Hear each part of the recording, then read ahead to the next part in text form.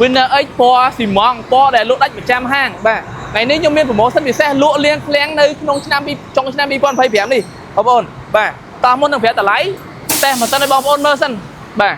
អូយពណ៌កប់សេរីហ្មងពណ៌នេះបងប្អូនអើយបាទសិនណាបាទ022ថ្មីกระดาษពុនបាទតម្លៃរដងបងប្អូនយើងលក់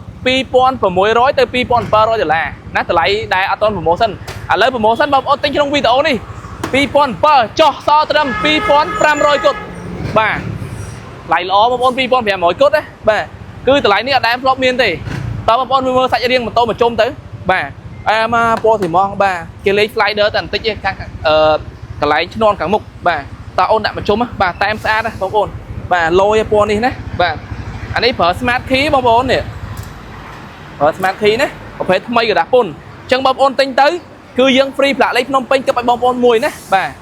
តែមគីឡូបងប្អូនពណ៌នេះបាទអញ្ចឹងសម្រាប់បងប្អូនដែលកំពុងតែរក winner X បាទពណ៌ស៊ីម៉ងពណ៌ថ្មីបាទតាក់ទងមកបានហាងរត់ចន្ទហេណាទិញក៏បានវាយដូរក៏បានរំលោះក៏បានបាទសម្រាប់ការរំលោះវិញបងប្អូនយើងមានប្រម៉ូសិនពិសេសបងប្អូនដាក់ឯកសារមានតែចំណានភៅឯកសារដាក់ភ្លាមបានជីភ្លាមហ្មង